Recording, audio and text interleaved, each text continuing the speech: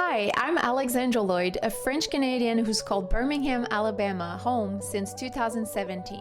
Welcome to From Where to Here, the podcast that celebrates the rich diversity of languages, cultures, and the stories that connect us all. Each month, I'll sit down with inspiring guests from different backgrounds to explore their cultures, languages, and tackle some fun in our Truth, Dare, or Debunk segment.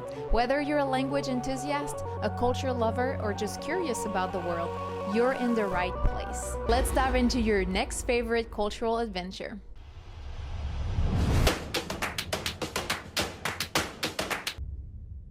Today, I'm so excited to welcome my guest, Yumna Yassin, though you might hear me call her Yumi. She was born in Damascus, Syria, and made the big move to the United States back in 2014. Yumi recently graduated from UAB with a degree in digital marketing, and she brings such a rich perspective as someone who's fluent in Arabic, confident in English, and has navigated the journey of learning, adapting, and fitting in as an immigrant. Today, we'll dive into her story of language, identity, and the real-life ups and downs of building friendships, love, and belonging. Yumi, thank you so much for being here today. Thank you for having me here today. I'm very excited. Yes, I am too. You have a very interesting story that I got to hear. Wow, we just didn't see the time fly, and we're talking for much longer than I even thought we would. So I know we have a lot of good things to cover today. And I'd like to just dive in with you and start at the beginning. You said you were 13 when your dad decided to move your whole family from Damascus to Birmingham, Alabama. What do you remember about that time? What was it like landing in Alabama? Yes, and I still remember that day very good, and I still remember what I was wearing as well. Oh yeah? Yes, I was wearing a dark jeans with like a tank top, and it was blue too. The moment he told us that we're coming to America, first I thought he was joking. I didn't take it serious until I saw the passport in my hand, and I'm like, oh, we're literally leaving Syria. I wasn't sure what I was expecting. All I know, I didn't want to leave back then because even though there was a war and some conflicts, but I was happy. Like, my life was good. I had a house that I really loved, friends that I really loved, and I had a really big family. So me knowing that I'm coming to a different country is like a new start, and I'm not sure what to expect. So I was scared and just a little sad. But I remember the day I landed here, the first thing I spotted is how big the place was. Because America, like flying over, it was really big, huge. And Syria is, I think, smaller than Alabama. So I came from a tiny place to a huge place. And then the moment I landed at the airport, the amount of diversity I saw within the 5-10 minutes I just was walking around, it was crazy for me. Because in Syria, like, I'm around Syrians or Arabs for the majority, but here I saw almost everyone. You know, like, I saw Asians, I saw a lot of women, I saw so many different type of people, and I'm just looking like, wow, like all of these people at once in one place. It was crazy. But I was still nervous, and I just hearing noises, but I wasn't understanding anybody. Because you couldn't speak the language. No, I couldn't. I knew, like, hello, how are you, maybe how to count, and that was it for me. That must have been disorienting. Yes, it was more of like isolating, because you're just looking, and kind of like your only way of understanding is your eyes. And that's it. Everything else you have not, you can't speak, and you can't really listen, like you're hearing noise. Was it your dad that spoke the language at the time? None of us. No, how did you navigate that coming here? We always ask like helper, and then when we hear, like, you know, my aunt helped my dad for the most part, but none of us really speak good English. Even my dad, he was speaking like a very basic, like he knew how to get himself out of things, but he didn't really speak the language. Was it your dad's work that brought you Yeah, America? so my dad started working in America at a very young age. I think like right when he got married, and my parents got married young. He was like coming here and going back all his life. So that's why it was an easy travel for me, because he made it all legally. He already had like a good history here. So, you know, the background check all went smooth. It's very smooth. So we didn't really struggle coming to America. It was a very, very smooth process. And that's interesting. You said I only had my eyes to kind of connect with people. Yes. And the first thing you said was, I even remember what I was wearing. That just shows how strong your visual sense was so strong at that time, especially. Yes, and when you don't speak the language, it gets even stronger, because you're kind of trying to, so you're hearing a word, you don't know what it means, but you're also looking what people are doing after they say the word. You know, like I remember one of the very first word I heard when I was in like my day 2 or 3 in school, somebody say, "Go get it." I didn't know what that mean, but I saw the girl running behind the ball, and I assumed that mean like go get the ball. And so I was like looking, because I want to understand what's going on, and your eyes is your best bet to use when you're not speaking anything. You don't know what it is. You just have to use your only tool, I'll say. You didn't speak English when you got here, but you were learning French instead. What was it like starting over in a language you didn't know? And actually, okay, so the school system in Syria, you do have to pick a language, like English or French. And I was going based off what my friends were picking, and I think they picked French because it's easier to learn and it's closer to Arabic. I don't know how we came up with that, but we just decided that it's closer to us. So we picked it, but even when I picked the French, I knew that when you learn any language in school, they really don't teach you to speak it, more of like you get familiar with the language and some grammars and things. And I was excited to learn French because French always sounds very like cool to me. But I didn't know that. I wish I picked English. At least knowing a couple phrases to use would have helped. I had zero clue that one day I'm gonna make it out of Syria. Mm-hmm. It came like within 1 month. My dad said we're leaving, and he actually we were like, you know, we sold the house and we actually left, and that was to me like, wow, you had no preparation for anything, you just came like. So, but I do love French, and in fact, when I came here, I still picked French, and I was learning French in English, and it was funny. People always laughed, like, "Why did you pick French?" Because I've liked it. Like, I want to speak it. Hopefully, I'll get back to that too. Yeah. Have you had a chance to practice it? Do you get to practice your French, trying to keep what you've learned? Not really, but that was me lacking. And I think the thing that even make you keep up with the language is if you watch a lot of TV shows or if you listen to music. And sometimes I do try to listen to French to remember, or to be like, oh, I know this word. That's my way of connecting with the language. But you know, people here mostly speak Spanish, and I never thought of speaking Spanish too. So, you know, society plays a role. Like, I feel like in Middle East, you'll see a lot of people who will speak French than Spanish. That is a good point. I like that you're opening your horizon to different languages. It's just like you never know where you're gonna land, and turns out for you, it took a drastic shift in a direction you didn't expect it to go. No, and it's crazy because sometimes you pick blindly. Like, you pick based off, you don't pick out of seriousness. Yeah, how I'm gonna use this for a future. You just pick, I like the sound of this, I'm just gonna use it, you know? But you really never know what next for you. And you once said, touching back on Arabic, you once said Arabic is a very emotional language, and you even described yourself as being an emotional person. What do you mean by that, and how does it shape how you express yourself? Yes. I love Arabic, and I like the sound of Arabic. I think it's very poetic. Like, to me, Arabic, when you listen Arabic for so long, it touches your heart.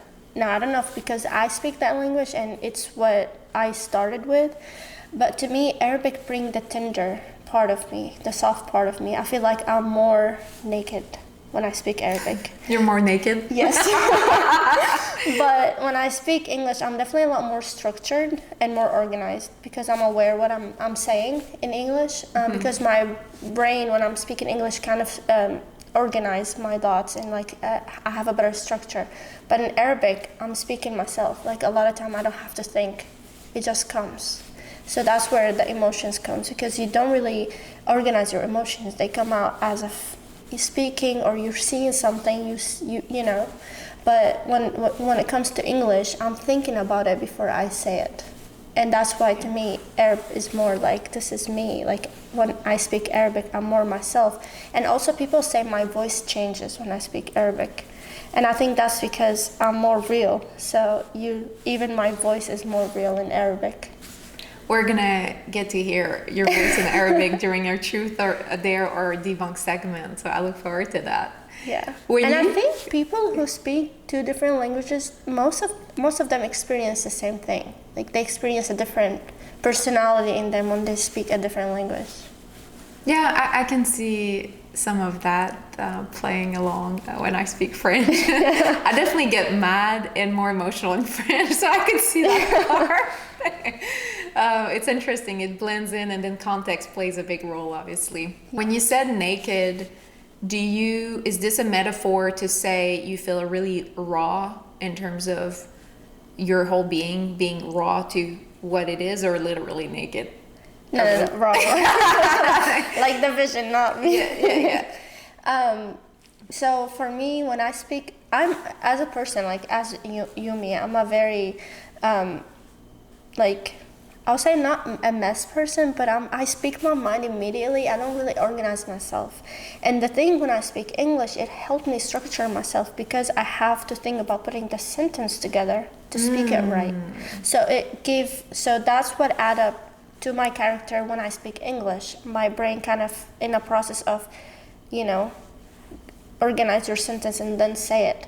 But in Arabic, I've always just, the thought comes, I say it. And a lot of time I don't even think what I said, it comes out. Whether it's right or wrong, whether I should say it or not, just whatever, like my brain, I speak it out immediately. And that's how you know, like this is me. Like if we're in an argument or if I'm explaining something, whatever hits my mind, I'm just gonna speak it. But in English, it's more of like, and that's because I've had to learn to speak the language. I've had to learn to organize my sentence. So it also add up to my character when I speak English. I'm more organized in my thoughts than Arabic. Yeah. So that's why I'm more raw. Like I'm more of, here I say my mind, here I'm more aware of what I'm speaking. Yes. That's interesting. And you are very well spoken. Oh, thank you. In English, I don't know about Arabic because I don't speak the language, but I can, yes, you're very, very well spoken. Thank you. When you passed the ESL test, which is the English as a second language, you said you felt guilty. You mentioned some of that, almost like you were cheating because you were safe while others were not. Can you talk about that moment and how it shaped you, how you are today? Yes. So before I came here, I had a very, very strong bond with my friends in Syria, and I used to call them my sisters. They're really close to me. Like I know them for 20 years now. We still talk until this day. So me leaving, knowing that they're in a dangerous place, that when I also moved here, a lot of time we won't go to school because of how intense the bombs was and everything. And me coming here, I have no idea how I passed. I think I passed based on my grades. Back when I was in Syria and Lebanon, they looked at my grades and subjects and they were like, oh, yes, you don't speak a good language, but I think you can work yourself out. We don't want you to hold back a grade or anything. So I saw myself going up, especially with my cousins and my little sister. They all stayed in that class and I was the only one to make it out. So it made me feel like even in America, in this school, I have to keep going by myself. Like my cousins and my sister stayed together, but I had to make it out as well. So I've always this is sad. It's meant to be that I'm isolated for a little while. So they always stayed in my mind because I talk to them at least once a week, and I know that it was really tough for them, and we'll talk about the food and things, and I feel like everything is available for me, resources, school. Yes, I was having my own struggles, but I feel like their struggles are a lot more intense. Like, I know that I'm gonna get somewhere better, but they don't know what they're facing. So that made me feel like we're from the same place, we grew up together, but I see a future for myself, but I'm not sure if they see a future.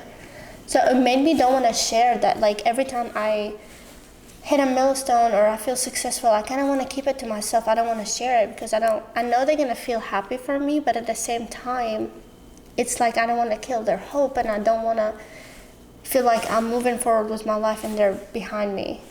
So it's always going to be there. Now it's a lot better, thank God. And by the way, they all graduated too. So. Yay! Yeah.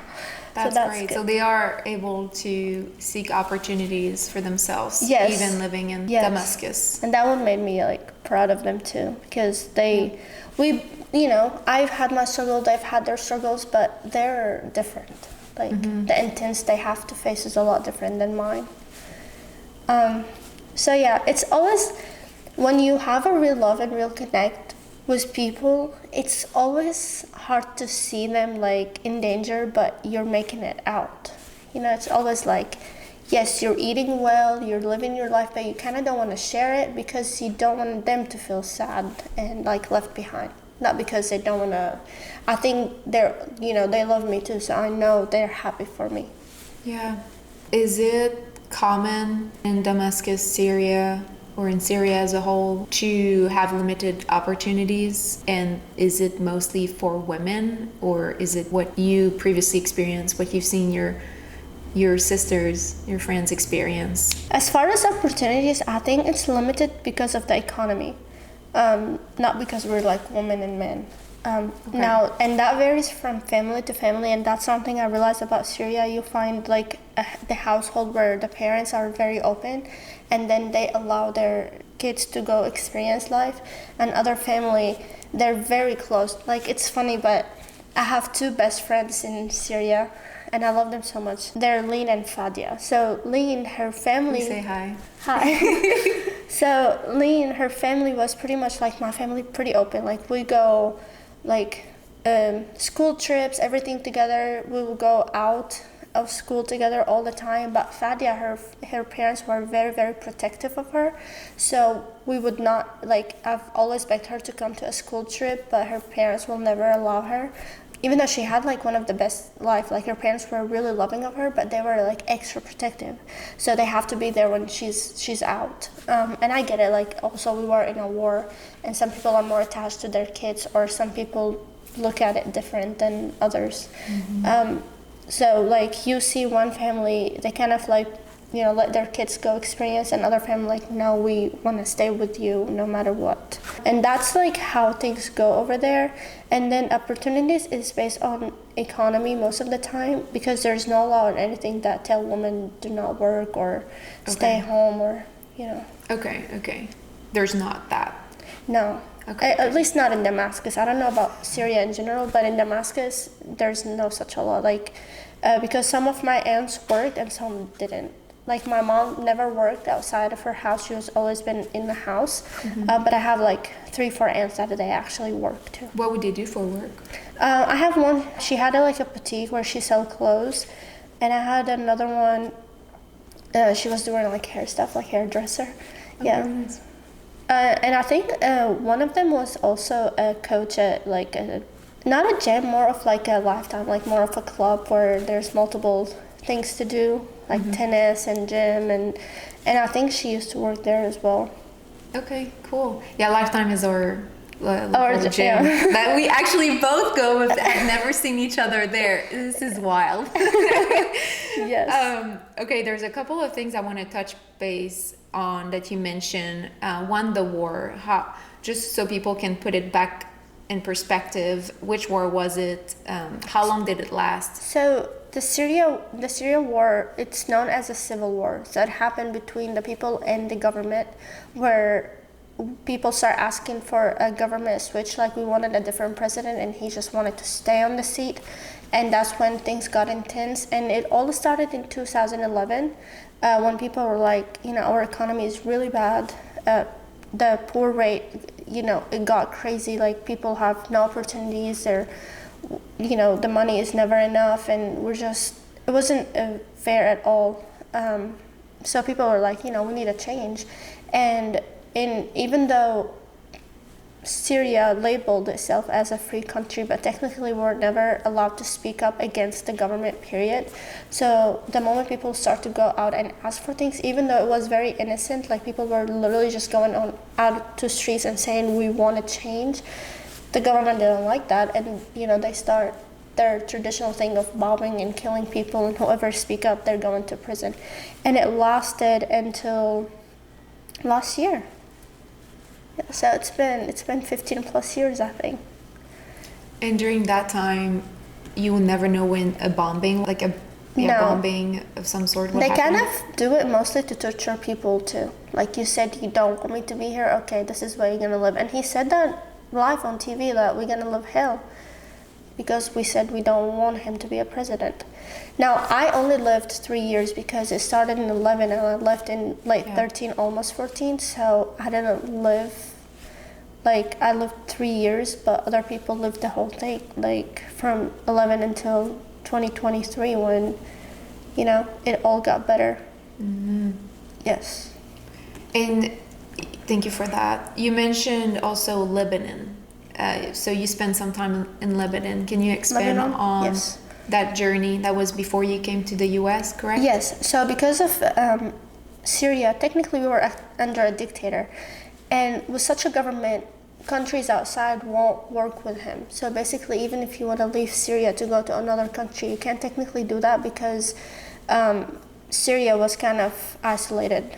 And because of the president, he were not listening to anybody, so they isolated us as a country. So if you want to do any legal work, you have to go to another country. And Lebanon was the country that we picked first because the airport was destroyed back then, so you really can't use any airplane to move out of Damascus. And Lebanon or Turkey, they were the two options since you can drive to them. And we went to Lebanon. We stayed there for 6 months because paperwork, takes time, and we're 7. So they have to do 7 of your family? Yeah. So mom, dad? And we're 5. 5 kids. Yeah. So we are 7. So, they have to run the background check for every single person, and you have to do all the paperwork. And for some reason, and also I have 2 brothers, and, you have to make sure they're all set up too for their age, and did they finish the army thing, and, For the what? For the army, for the school system, all of that. So they have to run a full background check. And I think the older, the harder it gets when it comes to background check.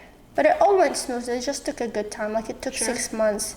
So we stayed there in Lebanon, and it wasn't a bad experience. But we were just in the unknown, what next?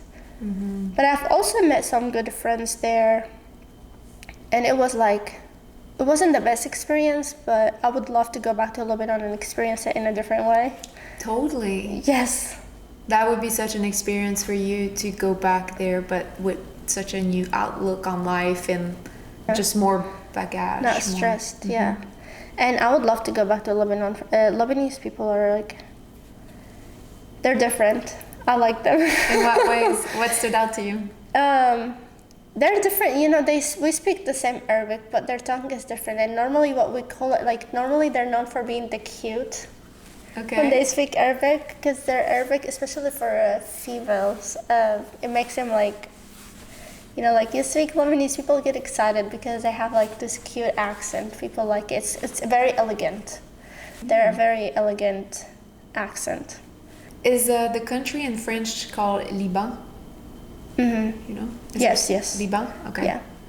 I think friends really love Lebanon because they do, every time something bad happens in Lebanon, they want to help. Lebanon is a really elegant, it's a baby country in Middle East, but it's the elegant one. It's known for being elegant. They're the one who speak English and French. If you meet Lebanese people, they speak English and French. Their culture is very rich. So we actually got to experience some Lebanon food. My husband is really good friend with someone who has some Lebanese Yes. family. So Yes. he's partly Lebanese. Can't remember if any of them speak French. I'll have to ask next time. And that's something that separates them from most Arabs, is that Lebanese known for like within one sentence they speak the French and the English and the Arabic. Yeah. We always sometimes we make joke of it because you like when you hear them say it, be like, oh, you're from Lebanon. Yeah. Like for example, they would say salut, ça va, and then they say something in Arabic or in English. You're like, oh, hi. That's hi, how are you? Yes.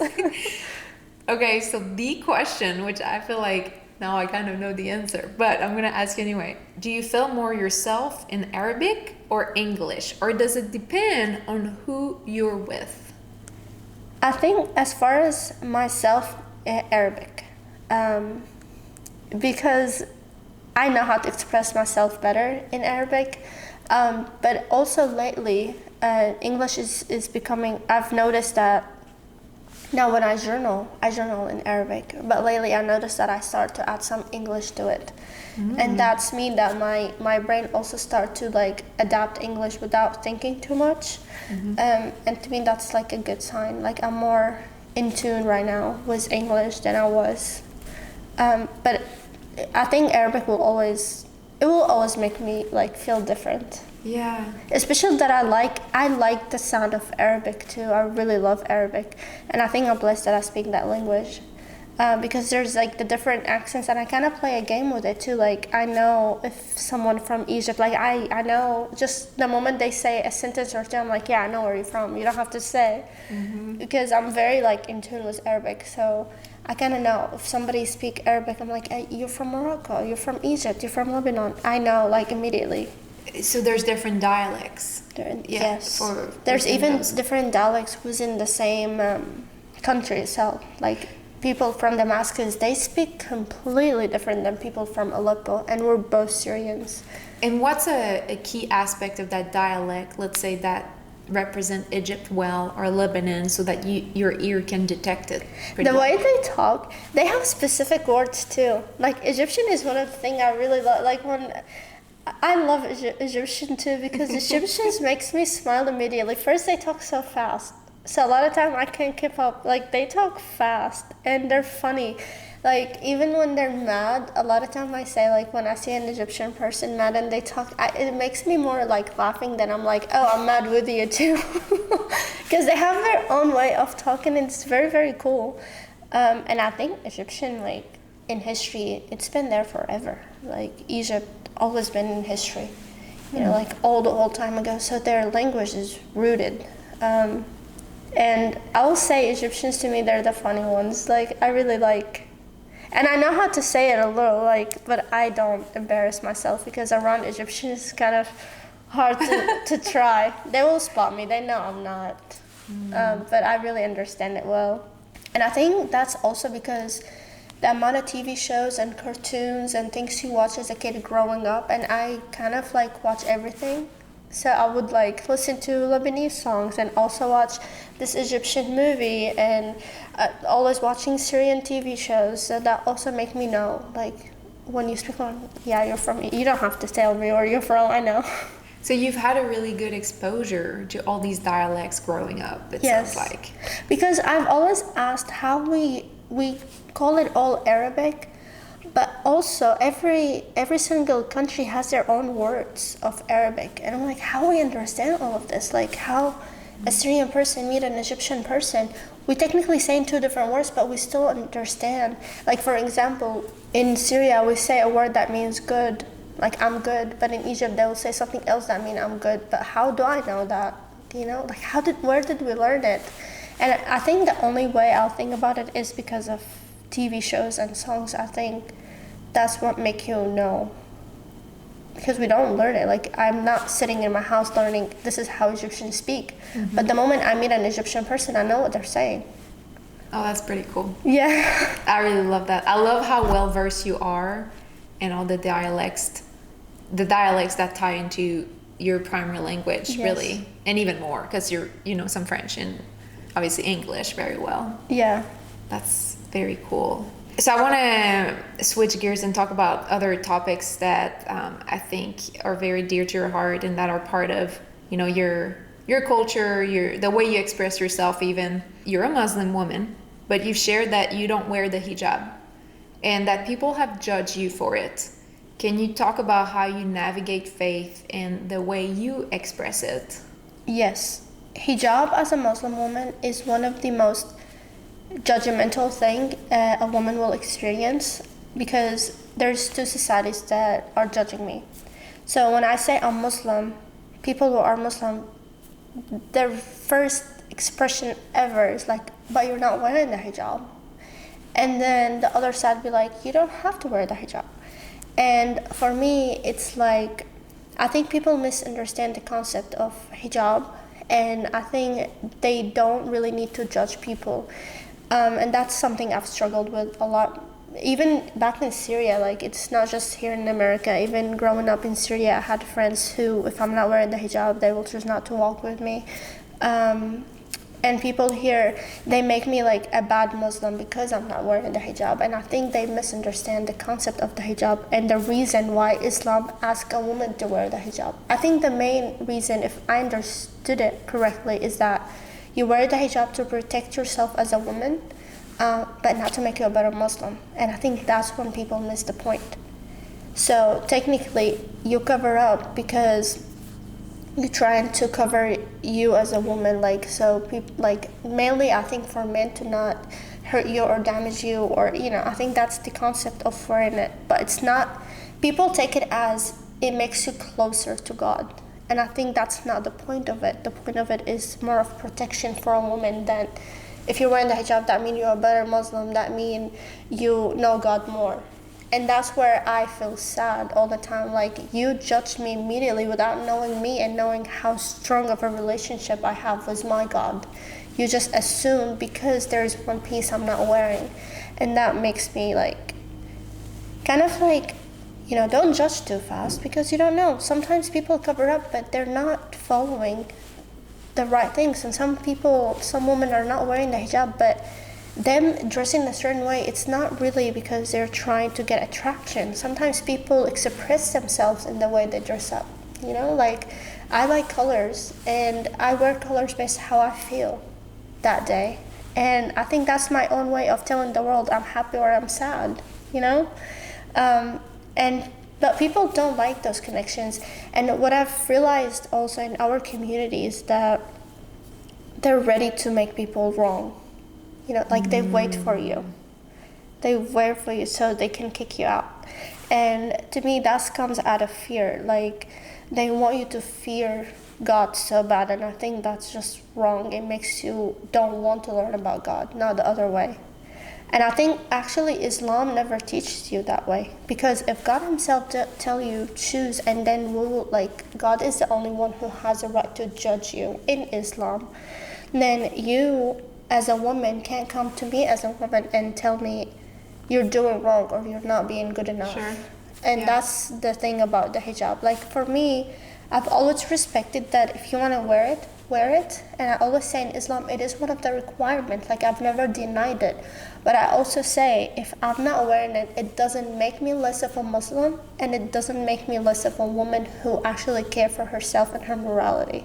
Amen. That was very well said. Yeah. It doesn't, that's powerful what you said. Like, it doesn't diminish you as a woman who believes in your God by wearing or not wearing it, but it doesn't diminish you by wearing it. What is the protection that you're referring to? What is this supposed to give you protection of? I think mainly men, because if you think of the concept of the hijab, so for example, let's say I am wearing the hijab. Around you, I don't have to wear it, but around your husband, I would have to wear it. So it's mainly I have to cover myself around men who are not a part of my family. Like, I don't have to wear it around my dad or my brothers or my cousins, but I would have to wear it around strangers. And I think the main concept of the hijab is not technically just the cover, it's also the way you dress, because if you're wearing the hijab, you also have to wear white clothes, less makeup. So basically try to not present yourself in your beauty. like keep your beauty to your household. I think that's what it is. But when you go outside, you still have to look clean, smell good. I think that's the main point. So it's kind of protect you so men don't try to like get on you or tell you like comments like you're sexy or things that make you think of that. I think that's the main concept why you would have to wear it in Islam. And that's why I said people immediately make me a bad Muslim woman because, oh, I'm not wearing that. I mean, I want all of this. And I'm like, no, that's not what it is. I'm not wearing it because of that. But, you know, this is something I've learned a lot. Most of religious people, especially in Islam, is that they take it out of fear. Like, oh, you don't fear God enough or you don't care about rules enough. And I always say that relationship with God is different. Like relationship with God is based on intentions and feelings, but rules is meant to protect you in general. Like why God, for example, in Islam say don't drink alcohol or don't eat pork. I don't think he's playing a game with us. I really think he knows that these are not really good for your body. So it's a source of protection. So technically these rules came for the person himself. But I think true religion is what you do to society. I think that's what God wants more.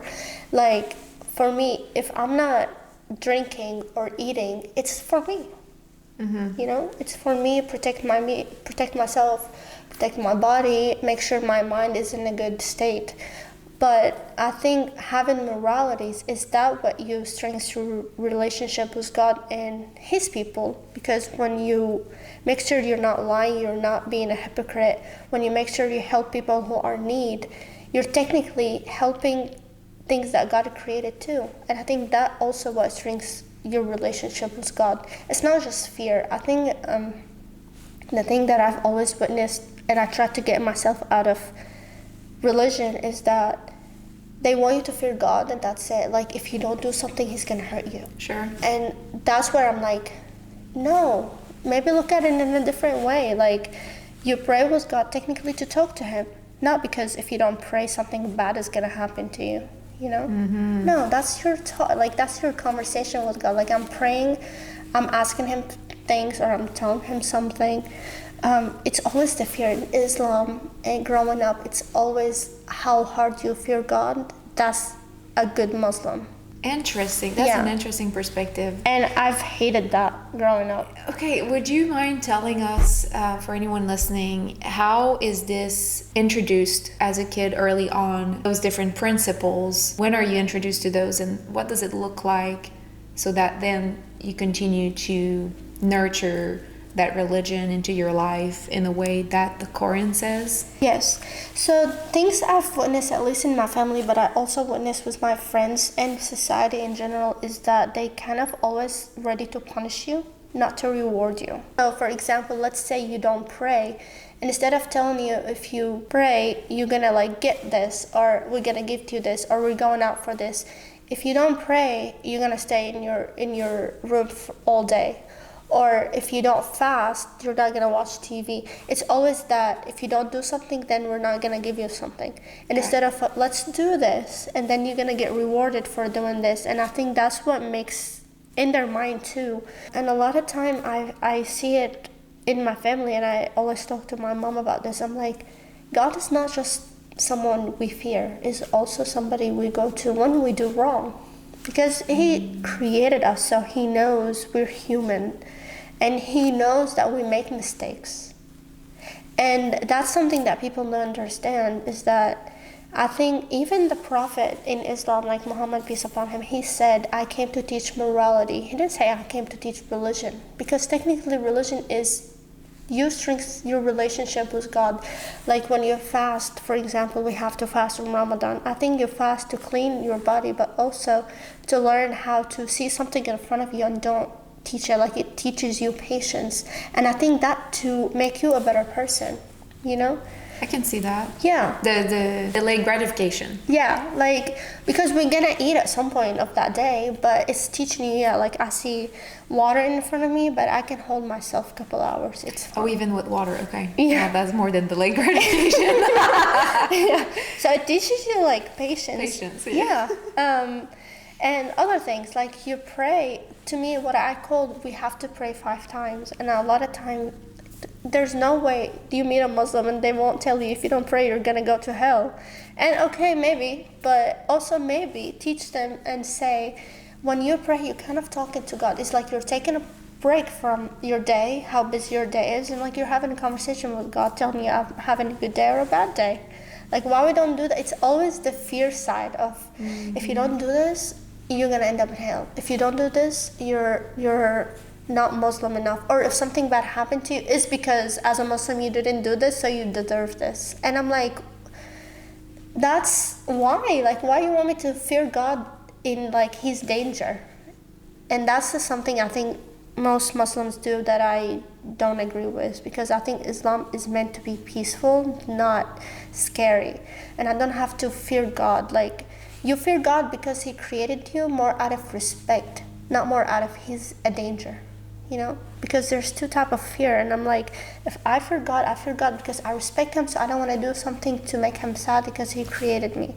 Not in a way of, I need to do all of these rules, because if I don't do all of these rules, He's gonna hurt me.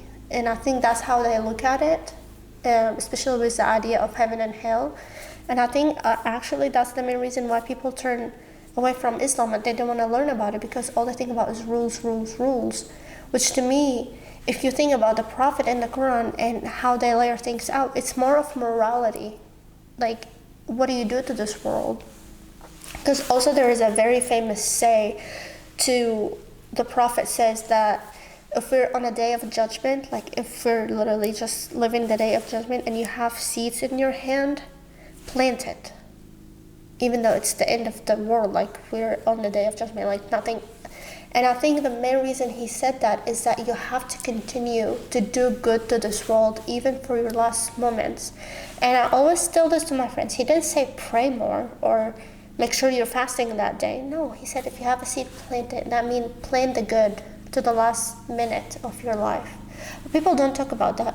If they're talking about Islam, they want to make sure you're wearing the hijab, you're praying 5 times, you're fasting Ramadan, and all these are good. But I think these are for you as a person, not like, okay, what me fasting bring to you? It is very refreshing to hear you on that topic. Not that I know a lot, because I'm learning a lot just listening to you here. But it's very refreshing to have that type of perspective on something that seems to be so well defined. Yes. In a world where everyone has grasped to that ideal that is communicated and widely adopted, and you have your stand, but in a very caring way and not so authoritative. So I'm sure everyone around you feels that, yeah, and want to listen to you, because you have a way of really opening up your arms to say, well, have you considered this? So you have a very interesting and inviting way to present that, and I thank you for sharing. Thank you. And what I hear you say is, morality over religion. Now, I'm curious, when have you started thinking that way? Has it always been like this for you? Or were you first adopting and then second guessing? What was there a moment maybe that triggered you to think differently? Yes. So the main reason that made me kind of seek my way of learning is when I've realized that Christians people say we're going to heaven, Muslims people say we're going to heaven, Judaism say we're going to heaven, and I'm like, wow, well, if we're all going to heaven, then why we're fighting? The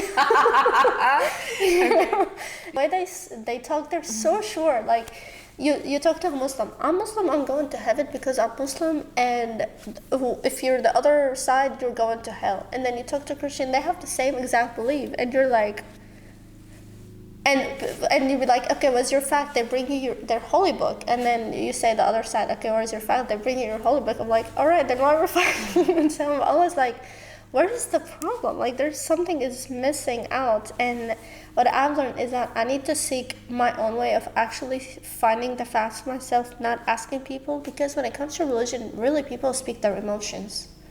Even if there's rules, they link their emotions to the rule and make it their own rule. You know, and that's something I've learned speaking to people, and I'm like, all right, like you're telling technically your perspective and what you believe, not an actual fact, and that's not enough for me. So I'm like, so I consider myself Muslim because I was born in a Muslim family. But I'm like, let me actually learn about Islam. So I had to go and learn what Islam is. And the more I learn what Islam is, I'm like, oh my God, like we are doing this so wrong. You know, like when I see my family and I'm like, technically when you pray 5 times, you have, like after you finish praying, you have to be more in a calming state. Like I used to see my dad finish praying and start screaming immediately, or, you know, like having a phone call and being so upset. And I'm like, that's not the point of praying. And again, it goes back to you have to pray. Not why you're praying. And I always be like, no, you have to learn why God is asking you to do this, because God doesn't need you to pray. You pray for you.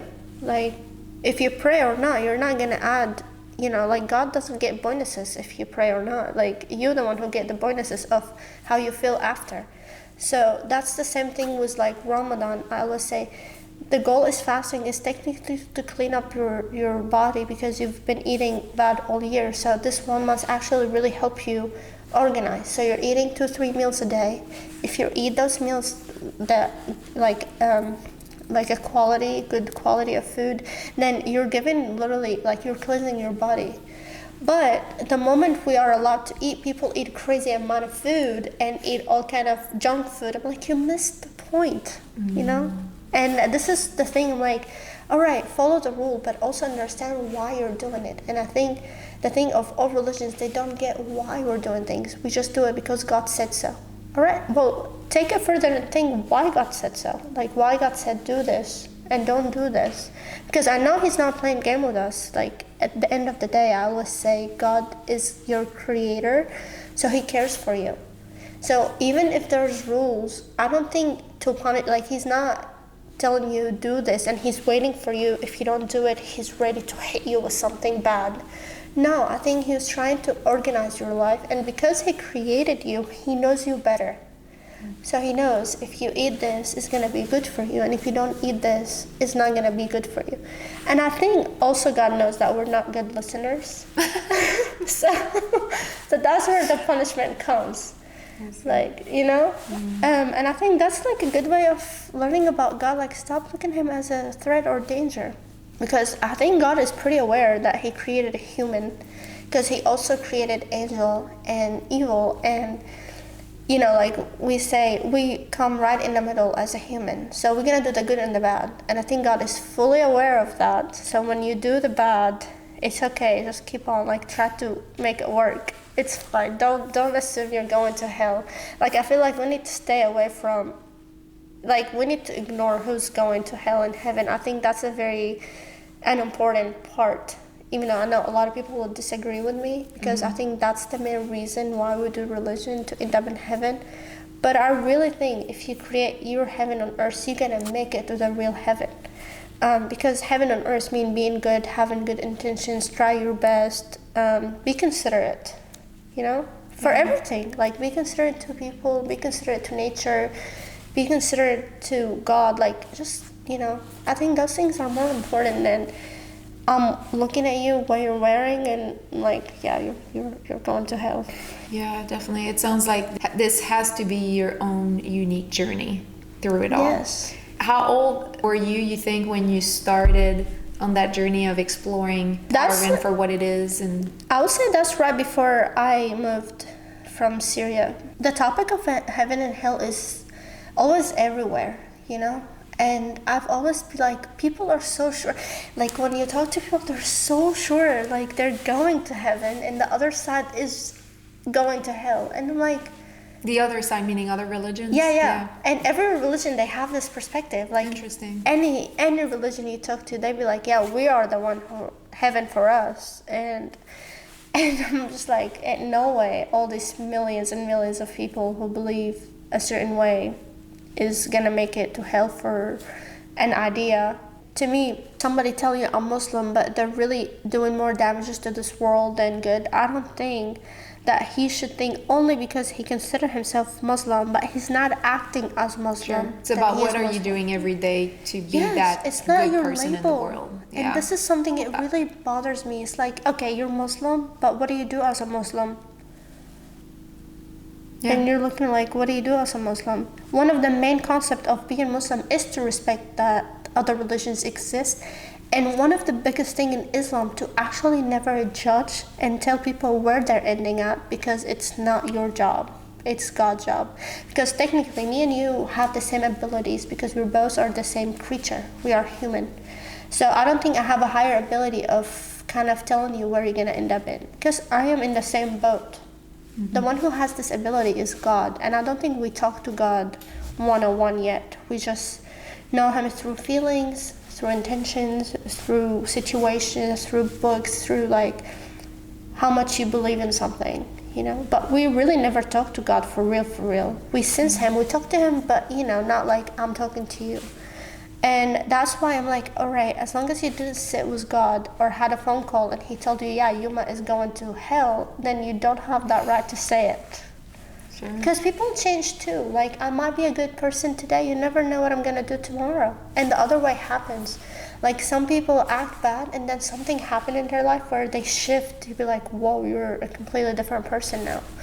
They shift for the best in this case. You never know. So I don't think you're going to know where you're going to end up until your very, very last day. Because you never know what's going to happen.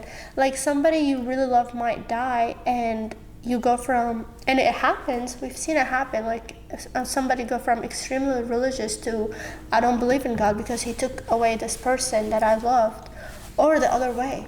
Like, somebody lose a really, really loved ones and then they decide, oh, I want to get close to God.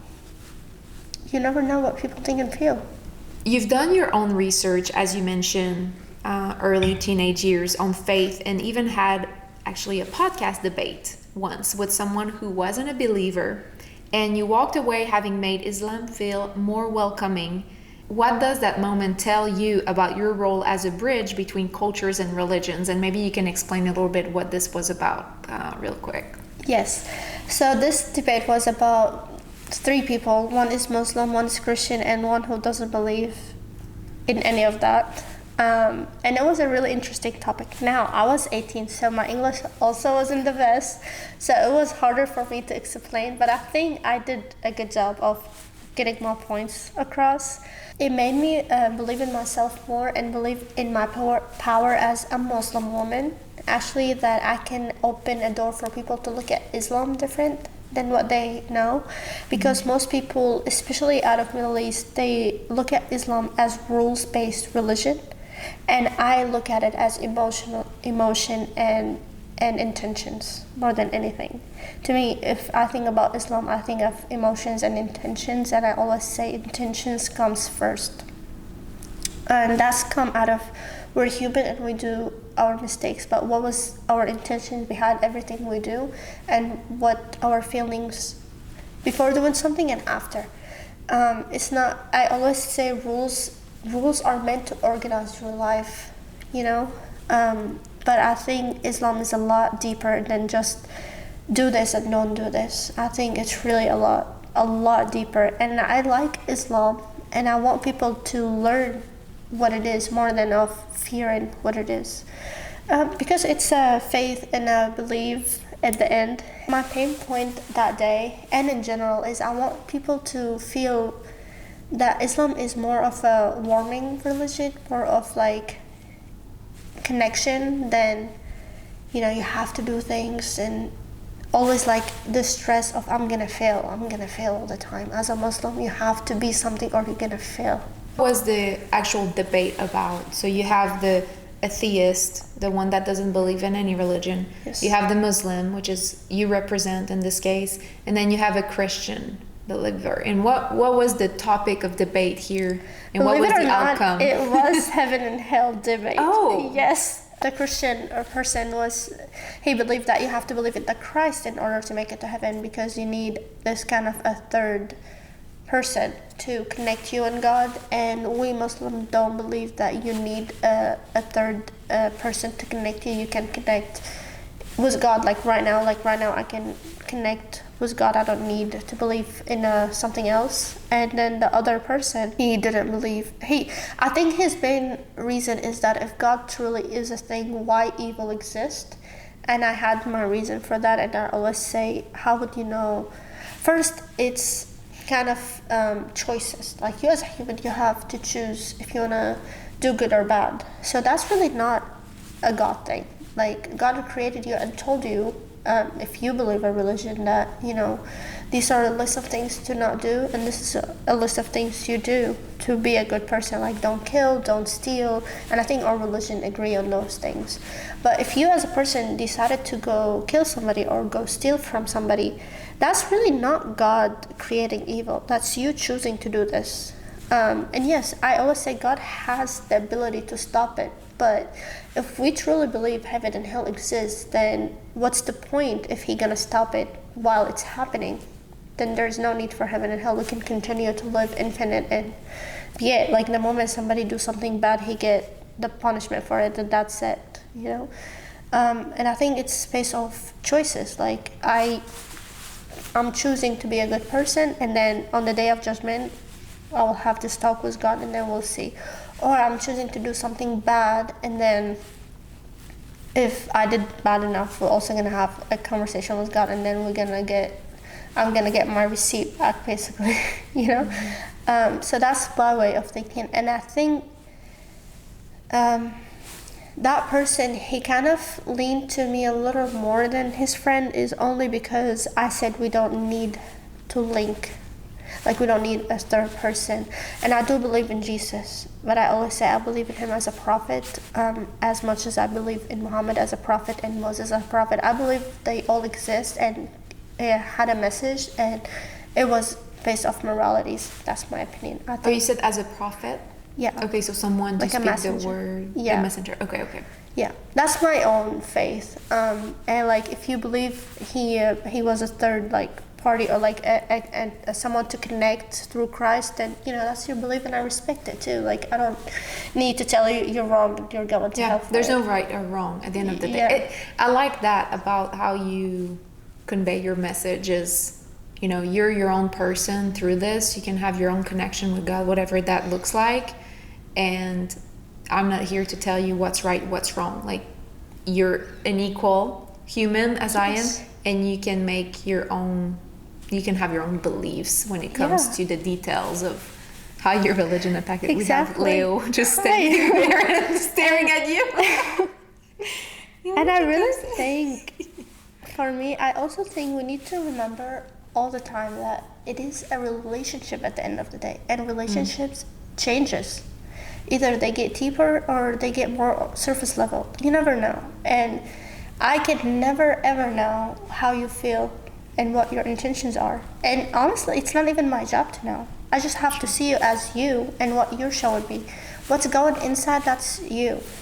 Yeah. So it sounds like it's really about how you treat others. Like that's really what also how you want to show up in the world. That to me it is matters. Because if I am Muslim and I'm telling you, hey, I'm Muslim, and then you see me make sure I am good to people, make sure I get my responsibility done, you'd be like, oh, Muslims are she's good. But if I'm telling you I'm Muslim and I go kill somebody, you're gonna be like, oh wow, that's what is that?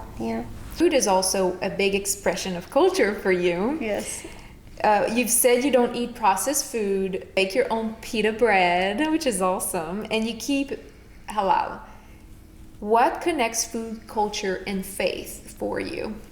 Yes, so food is a big thing. Me being Arab and Syrian specifically, and I know most Arabs will be like, everybody wants to be like, oh no, we're the best. I believe Syrian food is the best because I tried. I would say Lebanese too. Okay, I'm gonna give them the credit. They have really good breakfast, yes. But I think Syrians come first for me. Especially in Damascus and where I grew up. I really grew up eating clean food. Like for real. Like even my dad, one credit I'll give my dad, that even if I want to go out and eat, he always taught me to make sure I'm going to a place where they are fresh vegetables and their meat. Like he always be like, make sure where they're getting their meat. Don't, my dad taught me as a kid, don't go to a restaurant without asking me first. Let me know what you're eating, because it's very important. Now, eating halal food in Middle East is a lot easier than here, because it's we all agree on it. And halal it's the way you kill the animal. Basically, there is a certain list you have to follow to kill the animal right. One of them, the blood has to come out the right way and kind of fast, so you have to kill the animal like from here where he died immediately. From the no neck. suffering, yes. And another thing, the animal should stay away from the other animals so animals don't see that animal dying in fear. Yeah, fear, like have that fear feeling, because they know, animals are smart, they know what's going on. I think if I was eating red meat, I would only eat halal meat. Yeah. You know, after you explained that to me, I thought, wow, what a caring way to get your food, and it's just wow. Yeah, like I really like it. Yes, and also if you think about it, it's caring for animals and for the human, because technically we're making sure that you're eating clean meat, but at the same time we're making sure that animal, what we say in Islam, the animal has to suffer one time only, and that's the time he's being killed. But other than that, he shouldn't suffer, he shouldn't see it happening, he shouldn't know he's going to die. And that's also, they have to cover their eyes so he doesn't know he's about to die.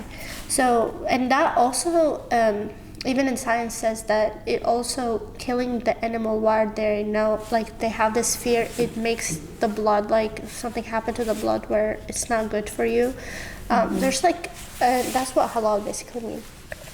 And then other things labeled halal too were the pork, because we're not allowed to eat pork. So anything has pork in it, technically it's not halal food. Or alcohol, because also we're not allowed to eat alcohol, like drink it or have it in food. So alcohol is not allowed? No. Oh, I didn't know that. That's another thing, like let's say you have alcohol in something and you know, like I'm Muslim, but most people here are very, very considerate. Like I've experienced that everywhere, whether my neighbors, my professors, my friends, they always like let me know, like don't drink this, it has alcohol or something. And I think people are so nice about just respecting that you have your rules of eating something and not eating something. And then as far as food also, I am very like, I love our Arabic food, so coming here, it actually helped me lose weight because my options were a lot less. Like I just didn't know. I was around a lot of food that I didn't even know what it is, and that comes also from, I'm not sure if it's halal, so I'm just not gonna eat it until I learn what it is.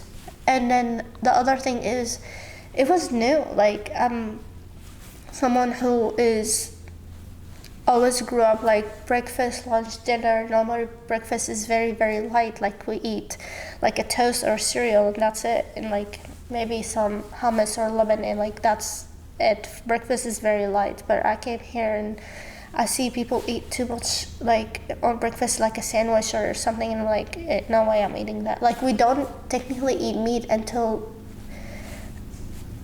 I would say, noon or even after. Like Arabs don't really eat chicken and beef and those big meals until like it's midday. And that's why, you know, I would go places and I know I can't eat those things. I'm just not used to it. It's very heavy for me to have.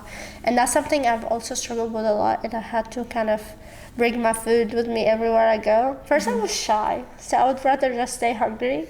But then I kind of learned.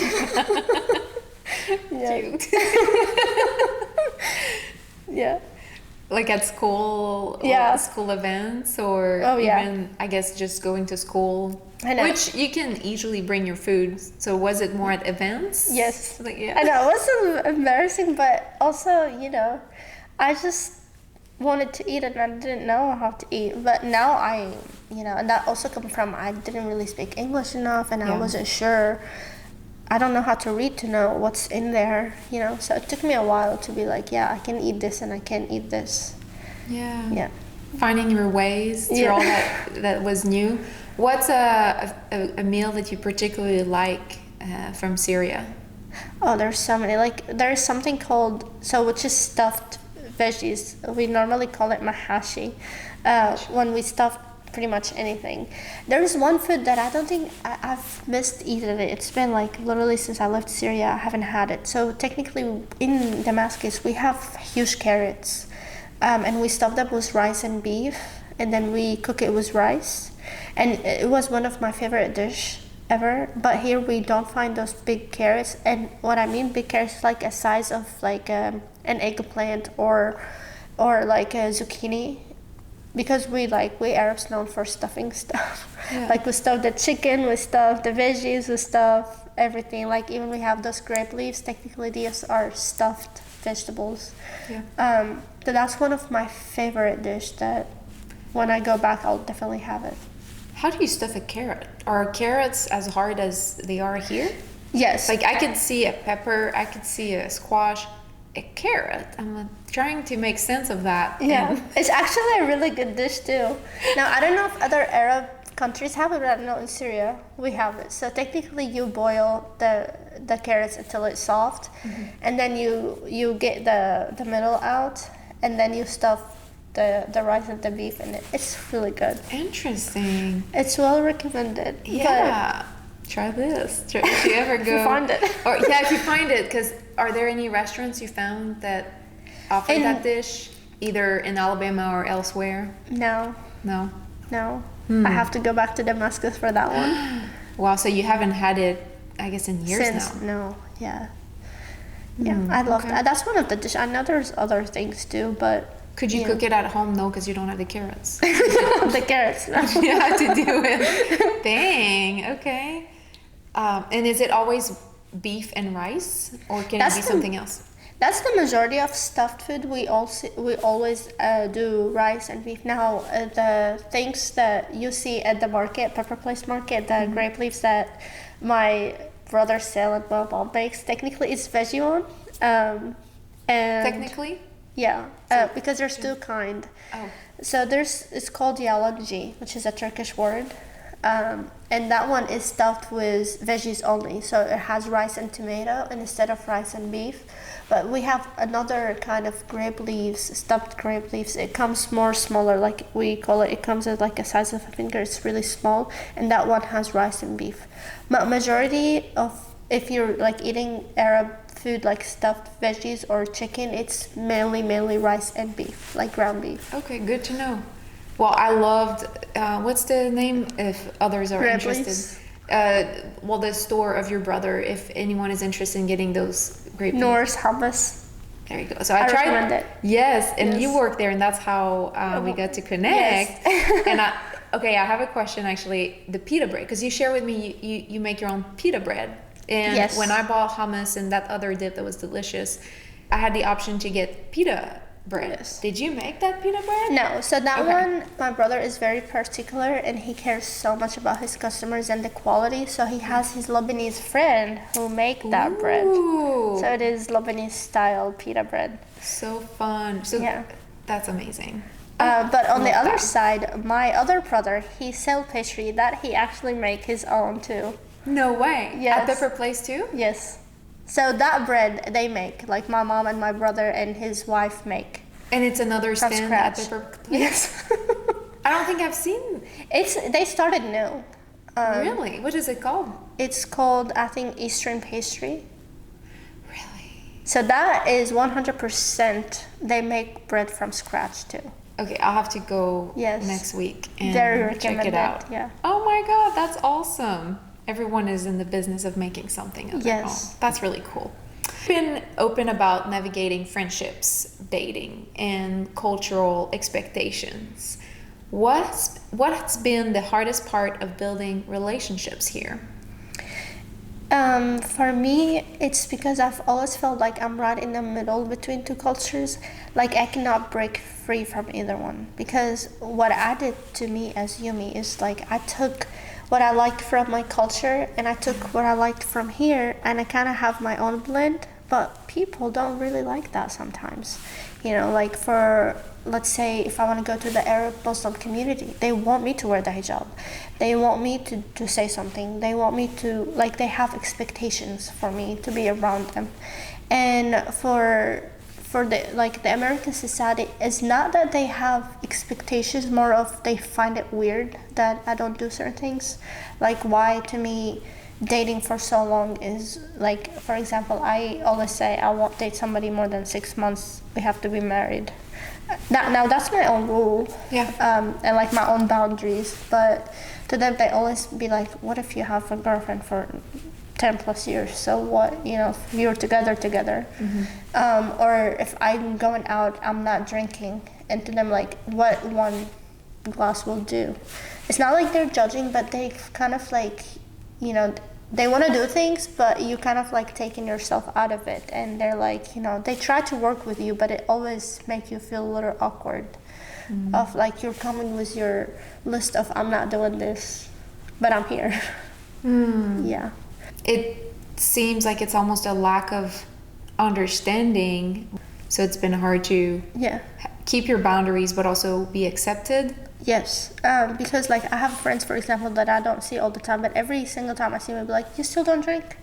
It's just like if they have the expectation of like you're like, they look at it like you're adult enough, you can do it, and I'm like, no, it's I'm choosing not to do it. It doesn't matter. Like I'm not waiting a certain time. Thing was like dating. Like for example, if I'm dating somebody, and that's like another thing in a relationship, I'm not gonna go sleep in his house no matter what, because to me sleeping at somebody's house means marriage, and that's also another thing that you always have to come with a lot of explanation, because you're not trying to offend anybody and you're not trying to wrong the other side for living their life, but you also have your own way of, I just like it this way. Like I don't, to me, sleeping with someone, sleeping at their house mean we're married. So let's just wait until we're married. So to me, if I'm taking myself to any place, I have to come with a lot of explanations, you know? And it's not always a bad thing because people don't know you, but sometimes you get tired of. Definitely. I just want to be there. Like I don't want to explain myself too much. Well, that's why we're going to share this podcast episode with as many people, so people, you know, get a better understanding of other cultures. I mean, this is why this podcast exists. This is why it's so dear to me, because it's important to expose yourself to other ways of living. And if you haven't traveled much, if you haven't been exposed to other cultures in any way, shape, or form, you live with limiting beliefs and limiting ways of living life. And it's not about, oh, this is a better way, this is a good way, a right way, a bad way. No, it's about just getting yourself educated on the different ways that people choose to live their life. And I think that's beautiful, and all the differences that it brings, and having respect for other people's beliefs and traditions is also important.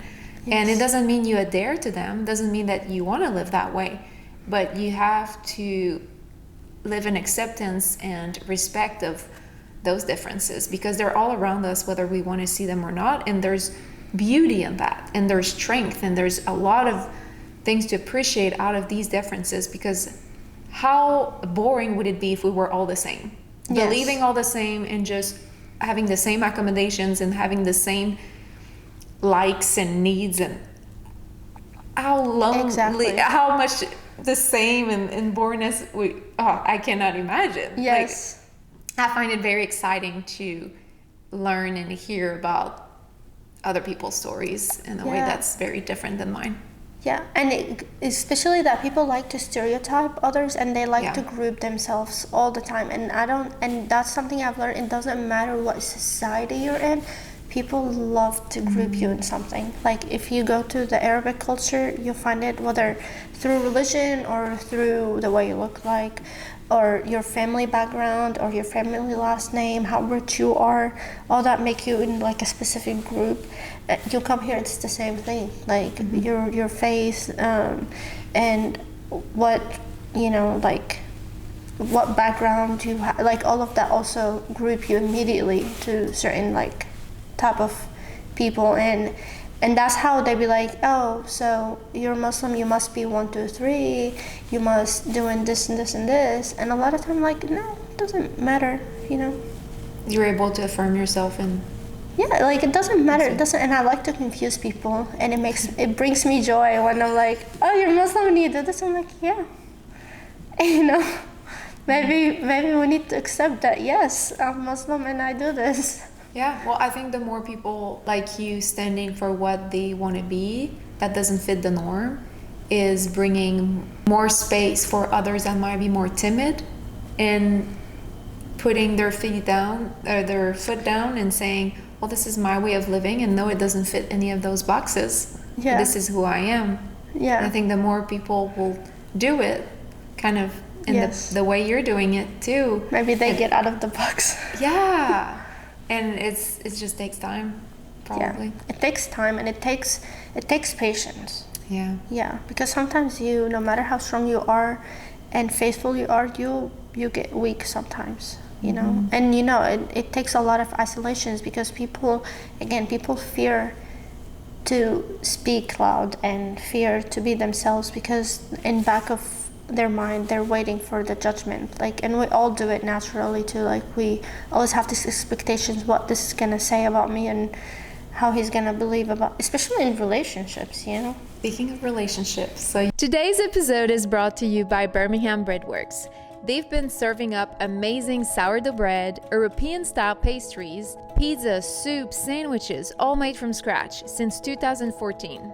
Everything they make is fresh, no preservatives, no additives, just simple, clean ingredients. Their cafe is the perfect cozy spot with natural lighting, warm wooden tones, and art from local students and photographers. It's perfect to grab a coffee or something delicious to eat. Plus, they're big on sustainability as a gold-level member of the EAT, Earth Aware team.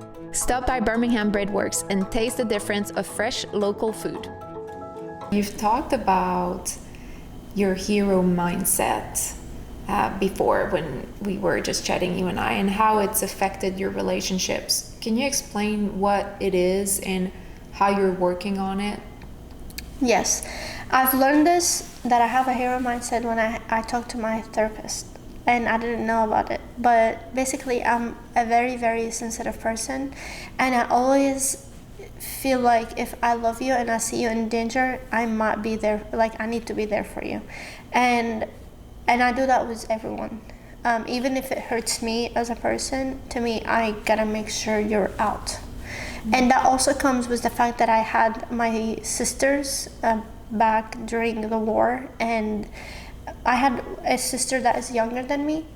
It's only 1 year, so we're pretty close in age, but she was she was a little mess as a kid, and she would always like run around and do things, and I've always have to be aware of where she is, because we went to the same school and it wasn't safe, so I always have to make sure she's around me in case we need to run away or do something, she's around me. So that's where it built the idea of extra protective. And because I speak loud, and this is something like with my memories, is that my friends, whenever we're in dangers, they come to me to protect them for some reason, even though I don't think I have any extra power. Or like, I used to joke, I had a friend that no matter where intense pop happens, she like stand behind me and hold me, and a lot of time I used to joke as she's standing, I'm like, you know, we're gonna die if it's gonna happen. I'm not I have the same body. But I used to joke. But what I've learned is, because I have this like I'm brave, like I show the world I'm brave, like I got this, so people kind of like that, so when they're in need, they come to me. But I didn't know it was affecting me growing up, because I kind of brought this idea with me growing up, and a lot of time I've even forgot that I also have needs, because whenever I'm in trouble or I need something, I don't say anything. I kind of figure out on my own. Family never know. Like, I only tell people things when I've already got it and it's over. Never when I need help. And this is something I've wanted to change, because I'm there for people, and that's a good thing. But when I'm in danger and when I'm in need, I learned to not say anything. And that's also made people, like, this is crazy, but people always think I'm like a very mean, cocky one. Yes, because I don't talk a lot, and I isolate myself, and like I'm very quiet. I'm a very, very quiet person, whether at the gym mainly or at college. Like, I'm a quiet person, but I'm very, very observant, and I'm kind of aware of what people are doing behind me, and I'm kind of also aware of your need. Now, the moment they come talk to me, and I've always learned this, they be like, you're one of the kindest people I've met. Like, you're in no way, like the way you stand and the way you act this is you, like a very baby heart. And that's also my source of protection. Like, I kind of protect myself by having this like set face at the gym or something, because Yeah, because There's nothing wrong with that. Yeah. But yeah, I hear you. I've heard that lately a lot, that I'm a very like, especially comparison comes because I have two sisters and they're both more on the hyper side, and I'm more of like, I'm the calm one. You know, I'm looking down all the time. I don't really talk to people much. So people, you know, stereotype again. People assume you don't want to talk to anybody, and you know, you're not interested to talk to anyone. But to you, it's more like, I go to the gym at night, I'm going by myself, so I kind of want to finish my workout, and I'm trying to protect myself because you never know. And this is something I've also learned, that you have different character based on where you at. Like at the gym, you're slightly different than when you're at work, when you're with your friends. You are the same person, but you kind of shift a little. Definitely. I think we all have a poker face at gym, Right, unless you yeah. have your friends around. Exactly. You've said you sometimes feel like you don't fully belong in either culture. What helps you stay grounded in who you are, and maybe any tips that you think could help others in staying grounded to who you are? I would say for me, it's my relationship with God. It always makes me link back, because I always have to remember the better relationship I have with God, that means I have to have a better relationship with His creations, which mean to me people, nature. So every time I feel like I'm isolating myself, I gotta remind myself, no, I have to go and put myself out there. I know that people need me and I need them. And me, like, you know, a lot of time I get tired, because being strong all the time also make you like, I don't want to be strong all the time. But then when I go pray or have like, I always, if I have one advice to tell people, is to also be aware of yourself. Like, be aware of your emotions, write them down. Be aware how you feel when somebody say a word, how you feel when you do something, because you need to have a good relationship with yourself to have a good relationship with others. We normally run away from ourselves because it's scary to know that I have these weaknesses, and I think that's also why we get in bad relationships, whether friendship or like romantic relationship, because we're running away from ourselves by going to somewhere else. So it's always good to kind of like observe how you feel all the time. Like, you don't have to tell people, but write it down. Like, say, I went to the gym today, how that made me feel. I went when it was so busy, how that made me feel. I went when nobody was there, how active I was, you know? And that was everything. And then if you are somebody who actually believe in the divine power and believe in God, I always say also have those checks from God, like with God, I mean. If you talk to Him, how that made you feel. And when you talk to God, are you actually as honest as you're supposed to be? Because He knows, but He kind of want you to be honest too. And I think that's something that I see people lack. We lack because it's scary that we don't check with ourselves. We kind of let it happen. Do you actually have set times throughout the day where you do those check-ins and when you journal, or is it sporadic? Yes. To me, since I pray 5 times because of my religion, so the talking with God, it normally happen before the gym, because that's like I pray before the gym, before I get ready, and that's where I write. And before bed, I love to write before bed, and I'm trying to do it a lot more, and I'm trying to do it a lot better too, where I'm like, sometimes because I'm just tired and I want to sleep, but I'm like, no, you had a bad day, write them down. Now how you feel. Like, also when you have a good day? Yes. Or yes. Mostly when you have a bad day? I have a bad day because I told you I don't go to people and ask for needs, so I'm like, I need to get it out somewhere. So that's where I talk to God, or I talk to myself. But when I'm happy, that's also a very good point. That's something I need to learn to do too, like thank God for things. And I am somebody who's very, very sensitive as well. So I go extreme, and I'm like, I need to write this down. I need to cry. I get it all out. And then I'm like, oh, it wasn't that bad.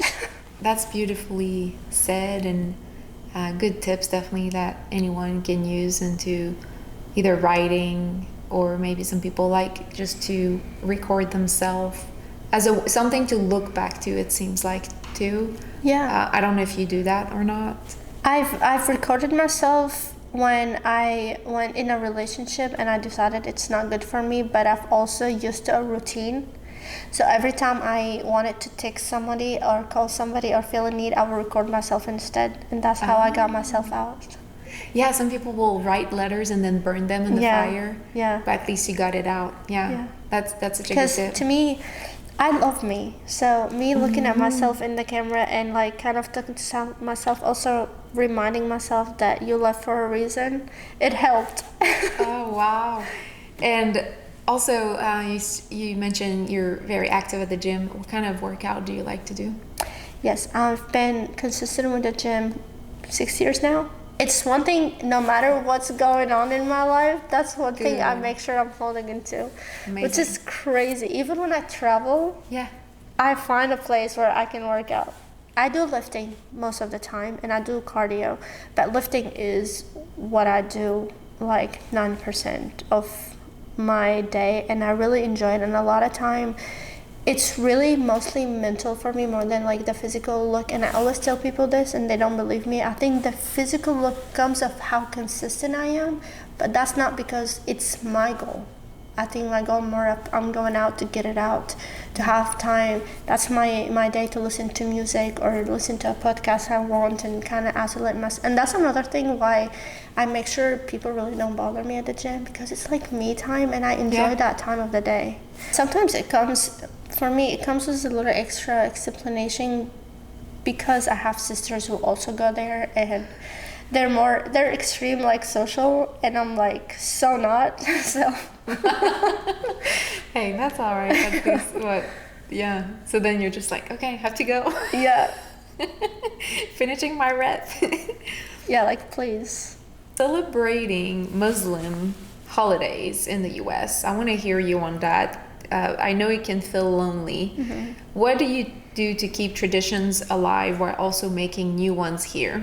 Now, the holidays is what makes me miss Syria the most, because that's the time where you literally see everyone, because everyone is off and everybody is ready to enjoy some time. And normally you're you live a very busy life, so holidays is where you meet your loved ones, and all my loved ones are in a different country. So that's like the main thing for me that makes me sad. And now the traditions, I live in a country where they have different kind of traditions for different holidays, so it's really hard to keep up. But I kind of made like a routine for myself where I'm still gonna buy myself like a specific dress for that day, and I'm still gonna go out and eat dessert, and I try to keep make sure it's like Arabic desserts, and still talk on the phone with my friends, like the one I miss the most. And sometimes I buy them gifts, because like the main part of holidays is the gift giving and gift receiving, and I try to keep up with the traditions. With Ramadan is easier than anything because it's already set for you. Like you know what months of the year and you know what to do. Yeah. And because we're all fasting in the family, so we gather for 30 days, and I think that comes easy for all of us because it's easily structured. But the other holidays is where you kind of have to keep up, because sometimes, believe it or not, the year goes by and you missed it. Like you didn't pay attention. There was a holiday on these days. And sometimes I do try to take off work too. Honestly, a lot of and Americans are good about this, that they really respect that you are different, and they will if I go to a manager, and I've never found it hard where I go to a manager or place and be like, hey, it's a holiday, can I take off? They most of the time they will say yes. What other holidays do you celebrate that you like to take off for? Yeah, so there is the one that comes right after Ramadan, which is 3-4 days of celebration. It's called Eid. Mm-hmm. And there's another one a couple of months later. It's also called Eid. And we have a different Mother's Day. Oh, you do? Yeah, so our Mother's Day is the day of the year is different. What is it? I think it's in March. And what do you do to celebrate it? My mom liked the Arabic holiday for some reason. Wait, I'm sorry, what? My mom, she liked to celebrate the Arabic calendar one. Okay. So we sometimes like to take her out or bring cake and stuff. I mean, she normally cook, but Yeah. So she got to celebrate too Mother's Day. Our question before we move to the truth there or debunk segment. You've even said that you might marry someone from another culture one day. I'm curious, what values matter most to you in a partner? Yes. So this is another thing that people always ask, why am I single still? And I get it because to them, stereotype again, like to them, a woman who's beautiful and like take care of herself and take care of her education while she's single. And to me, it's not like I have a list, but I do have like boundaries and I have like qualities that I look in the other partner. And to me, the qualities doesn't come from where you're from. So to me, it doesn't matter if you're Syrian or not Arabic. Like that's not what I look at. To me, the main thing I look at his morality and his heart and how ambitious he is. And he could be from America or he could be from South Korea, who knows, like, or he could be from France or he could be, or Syrian, like, you never know. I've never in my head said I'm only gonna marry to a Syrian or to an Arabic person. No, I wanna marry, if I wanna get married, my main goal is to actually make that marriage work. I want it to be a lasting relationship when we die together. Like, I want that. And I think that doesn't come from, like, those surface leveled qualities of, I want to keep up with these things for the image to the world. No, I want that person who make me feel safe, valued. Like, if I have something silly, I can tell him. If I have something intense, I can tell him. We can have a family together. I've always said I want to marry the person who I'm a friend with, somebody who brings safety, not technically what he buys me, but more of how I feel around him, especially that I lacked a lot of that growing up due to the war and family problems and other things. So to me, it's a very important quality. And I don't think that comes from a person who is from a specific country. I think it comes from a person who has certain amount of qualities or morality himself, or how he sees the world and how he views relationship. I think that matters more to me than, I'm just gonna marry a Syrian to keep up was being Syrian, Yeah. And I do like different, I do like my kids to have this extreme diversity, because why not? We need to stay away from this holding into something so we can stay in a group. I gotta say, you have a beautiful soul, and I have no doubt you'll find someone that would be the right fit for you one day. Thank you. Yeah, that's my wish to you. Thank you. Now it's time for a little segment we call From Here to You. This is where we answer a question that comes from one of our listeners. And today's question is a good one. I think it really ties into everything we've been talking about. And it is, how do you handle being judged both by people in your community and outside of it for the choices you make about faith and identity? Maybe a new twist, because you did address that in a way, but for that person, maybe there's something also you want to recommend on how to handle that. But I would say be yourself and accept that people have the right to be themselves. And there's no right or wrong of being yourself. When I'm saying I'm gonna be myself, I will expect that some people will hate it and some people will like it. And instead of trying to focus on those who hate it, just accept that they didn't like things about me and be nice to them regardless, and just focus on having a better relationship with those who actually liked my personality, and be accepting of others, because a lot of time people say I'm gonna be myself, but they also don't like when people around them be themselves. So try not to be selfish. Be aware that I might not wear the hijab, for example, but another person would want to wear the hijab because that's how she represent Islam, and I have to accept that and not be if that's your way, that's your way. Be yourself, but allow others to be themselves too. that's great advice. Thank you. Okay, Yumi, it's time for Truth, Dare, or Debunk. Okay, so right here, we have a bowl in front of you. Here, I'll put it right here. there's cards in it, blue, red, and kind of a black gray one. Okay. Each color means something different. So the blue means truth. You'll share a surprising cultural fact. Red means dare. You'll teach us a phrase in Arabic. And that one I just showed, the black grayish, means debunk, where you will clear up a common stereotype about Syrian culture. So you'll draw one card at a time, and whatever color you get, that's a challenge you take on. Mm-hmm. Does that work? Yes. Okay, so you can go ahead. Let's see. Right. That is the truth.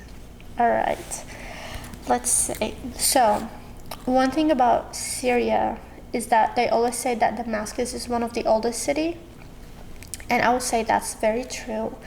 Go to Damascus, you will see things that is actually ancient. Like, it's been there forever, like thousands and thousands of years. And you can sense how old it is. So I would really say if you ever go to Syria to visit, make sure to go to the old Damascus, because there's an old Damascus and a new Damascus, and try to learn how old it's been, because they've been there forever. Do you know how old? Yeah, like since the Prophet, peace upon him, it's been like really, really ancient. And I think the moment you're gonna go there, nobody touched them. They like ancient.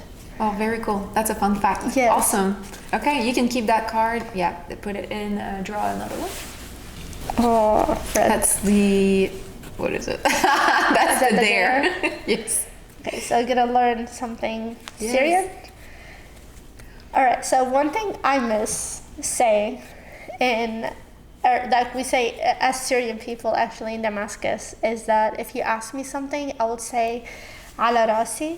Mean, instead of saying yes, I'm gonna get it done for you, I'll say ala rasi, which means on top of my head. Like, yeah, so it's a very common thing. Instead of us saying yes, like let's say you ask me for a favor, like bring you something, and instead of me saying yeah, I will just say ala rasi, which means like on top of my head. I know it's hard to like be like what, but which means like I'm very happy to get it done for you. So like it's like you on top of my head. Like what you asked me is here. Oh, that's fun. Okay, so did I hear an R sound? Yes. So Ala Rasi? ala Allah rasi. Rasi. Yeah. Allah Rasi. And we say that instead Ala of saying rasi. yeah. Yes. Allah Rasi. There you go. Nice. We say that instead of saying yes, which means like I'm happy to get it done for you. What is yes in Arabic? Naam. No. Oh, a. We in Damascus we say a. A. But then I don't say A, I say Ala Rasi. Yes, ala rasi. Very cool. Awesome. Thanks for teaching me that. Oh, a debunk. I love how you just randomly pick one of each. Alright, so this one, I would say one thing that I've hear people think because they're Americans, they're not welcome in Syria because of what's going on. And I'm like, that's completely wrong. We normally get extremely excited when people are out of Syria visit, whether Americans or French, to the point that most Syrians won't even let you pay. Like if they know you're from Canada, for example, and then you go visit and you tell them I'm Canadian, they'll get extremely excited that they'll be like, Halarasi.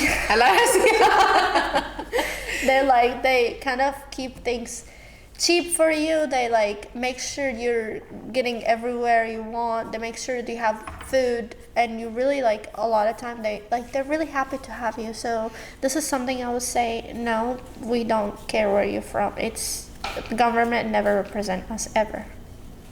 Yes, love that. yeah.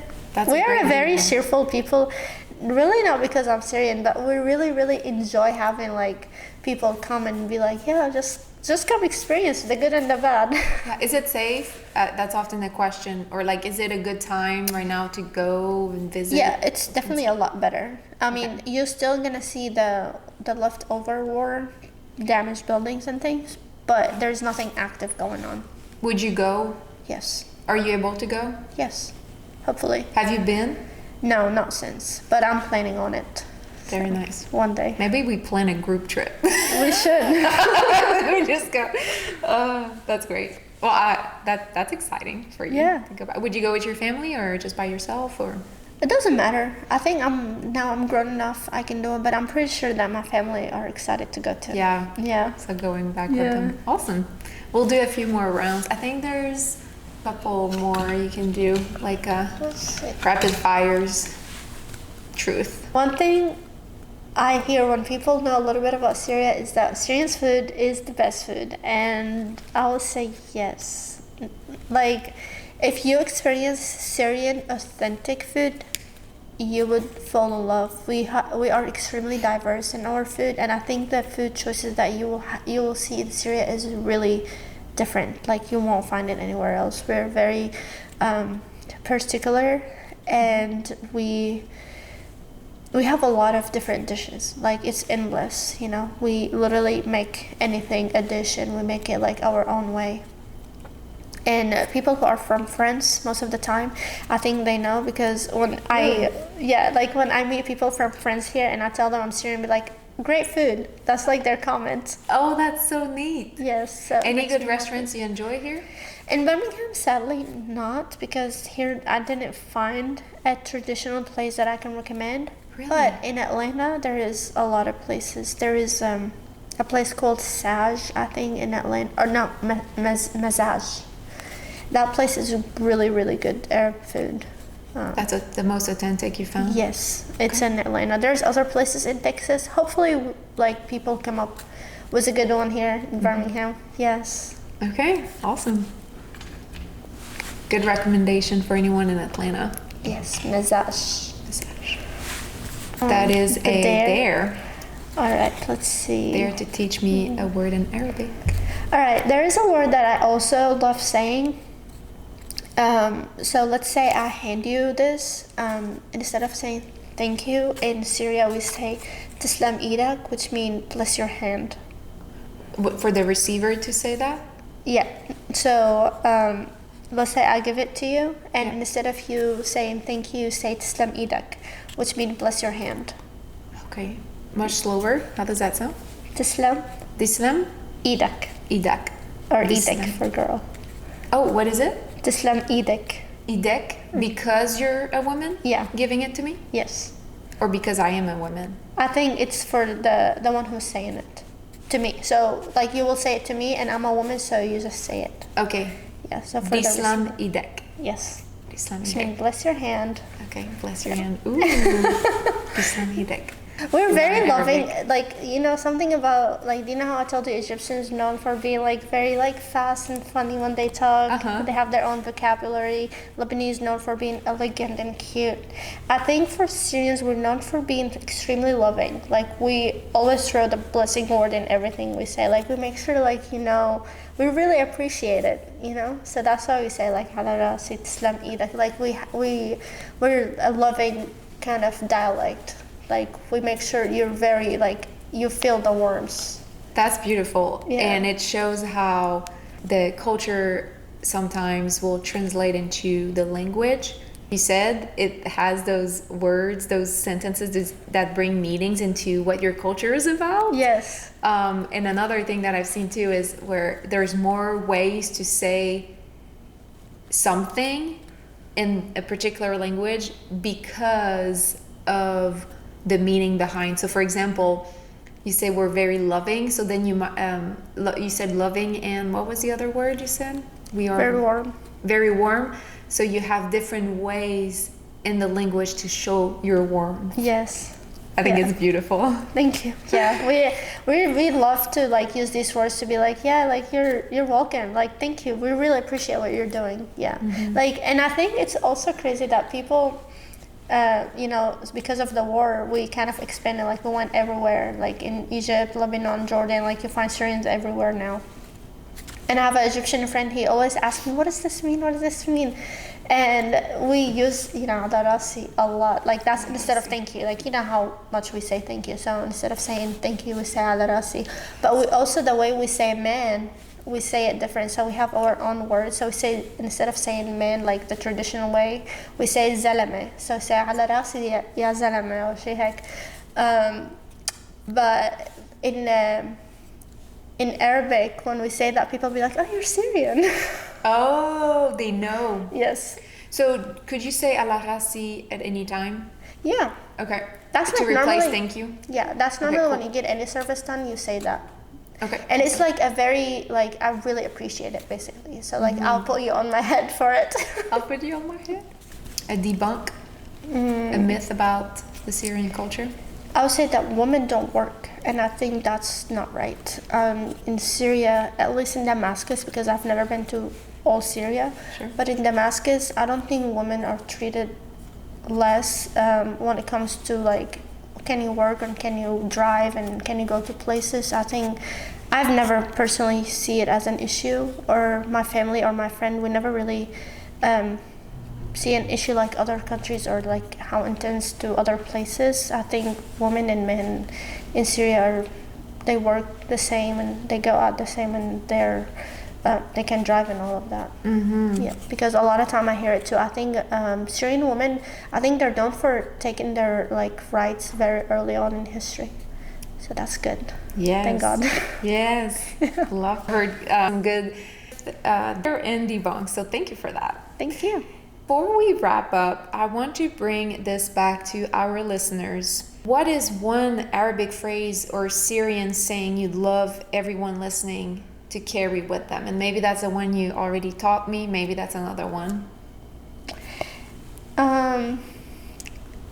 There's one I tell myself when I'm like in a bad situation. It's kind of a long one though. We say الصبر مفتاح الفرج, which means patience is the key to relief. And another thing we say also that is extremely Syrian, we say على قد لحافك مد رجليك, which means stretch your legs as far as your blanket goes. Can you explain the meaning behind it? Yeah, so which means like, you know, you kind of have to see yourself in the middle where, yes, look up and seek opportunities, but also look that you are in a place where people are worse than you, and so you have to be thankful while seeking opportunities. Stuck where you always stress over being in a better place and doing better things, and also don't stuck in a place where you don't want to seek any new opportunities. No, like be thankful, but also look up to be better. Ooh, that's a good one. I'll take it for myself. I tend to want to reach higher, and I need to constantly remind myself to be grateful. And it's not that I'm not grateful, but just pausing and appreciating. So maybe, you know, journaling. All good advice I'll personally take for myself. If you could leave listeners with one message about belonging, what it really means to find your place between cultures, what would it be? I will always say that be you, like be you fully, and just accept that some people might not like you, and that's not mean you gotta change something about you. That means just accept that you don't have to work the extra mile to try to fit in, because sometimes it's not meant to fit in, you know. Sometimes you're meant to not fit in, and that's okay. Absolutely. Yeah. Finally, where can people connect with you, Yumi? My main tools on social media is TikTok. That's where I like to speak up. That's where I speak and say my thoughts, and people normally actually respond to me, and that's very cool. Or Instagram, that's the raw me. I would say like Instagram is the Arabic side of me and TikTok is the English side of me. Oh, okay. Yes. So connect with her on both so that you get the whole Yumi. Yes, exactly. Thank you, Yumi, for sharing your amazing journey with us today. And if you are inspired by today's guest, subscribe to From Where to Here everywhere you listen to your podcast, share the episode with a friend, and in the meantime, keep exploring. Thank you for tuning in to From Where to Here. If you enjoyed this episode, be sure to hit subscribe, leave a review, and share it with someone who loves discovering new cultures. Follow us on Instagram at From Where to Here Pod for exclusive updates, behind the scenes moments, and a peek at upcoming guests. Until next time, keep learning, keep connecting, and keep celebrating the beauty of languages and cultures. À bientôt!